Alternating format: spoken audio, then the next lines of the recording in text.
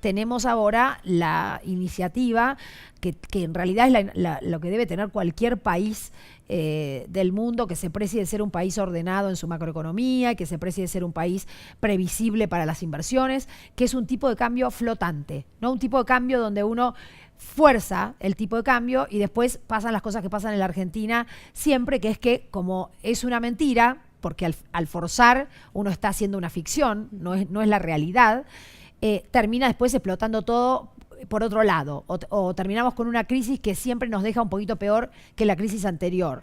Entonces, lo que sí hemos dicho es que queremos un tipo de cambio flotante y creemos que el tipo de cambio flotante se va a dar en una banda lógica, racional, pero necesitamos reconstruir esa confianza de la que hablábamos recién, ¿no? Necesitamos reconstruir esa confianza que tal vez en este tema del Banco Central hay que recomponerla. Y bueno, y a partir de eso poder seguir con un proyecto que también, a la par de esto, hay que decir, tenemos todos los sectores de la economía, salvo textil y calzados, tenemos todos los sectores de la economía en crecimiento y la gente también lo tiene que saber, porque si bien es cierto que este año, como van las cosas, vamos a crecer probablemente un poco menos de lo que creíamos, sin embargo, igual la Argentina va a crecer. Y esto es lo importante. Ya tenemos el año pasado con un crecimiento del 3%. Este año, aunque sea un poco menos del 3%, vamos a tener crecimiento.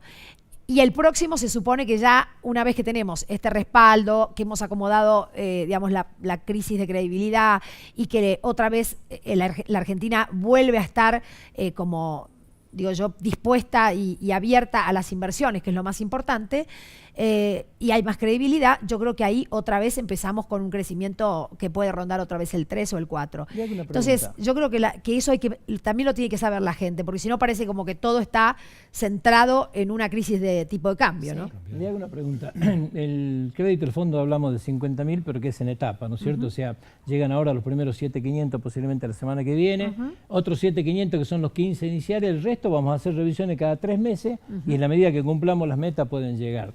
Pero la Argentina se caracteriza por ser un incumplidor serial, no este gobierno, todos los gobiernos, es una constante, digamos. Y hoy hay ajustes que hacer en un marco de convulsión social muy grande. De hecho, hoy volvieron a convocar a un paro para el 26 y 27, cuando tenemos un paro general el 25, que ya hasta parece una desestabilización.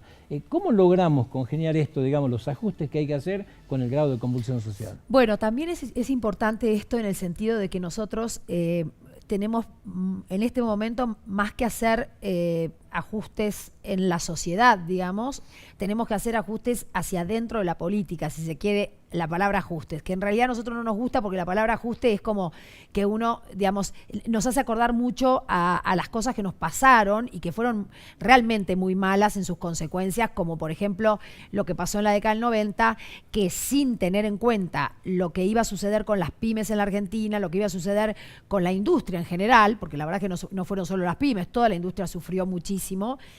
Y además se produjo la crisis de pobreza más grande que hemos tenido en todos los tiempos, ¿no? De la historia argentina.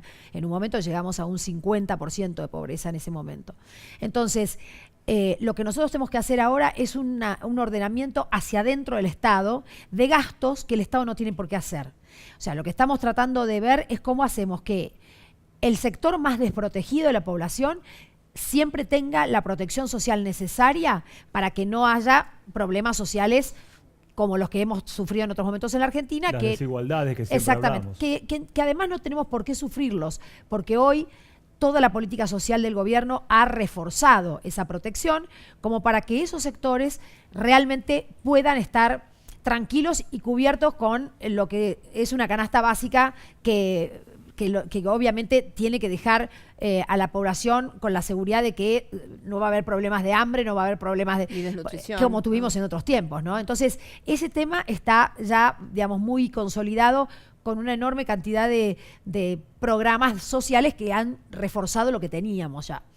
Ahora, lo más importante hoy, yo creo, es la clase media, que viene haciendo un esfuerzo muy importante para poder pagar las tarifas nuevas, las tarifas que tal vez pagamos en el año 2000, porque la verdad es que en el año 2000 los argentinos pagábamos un 4% de nuestros ingresos en tarifas, en servicios públicos, Luego se empezó a subsidiar, hasta que empezamos a pagar, hasta que terminamos pagando un 8% de lo que cuesta la tarifa. O sea, realmente era un 0,0, no sé, del salario o de los ingresos.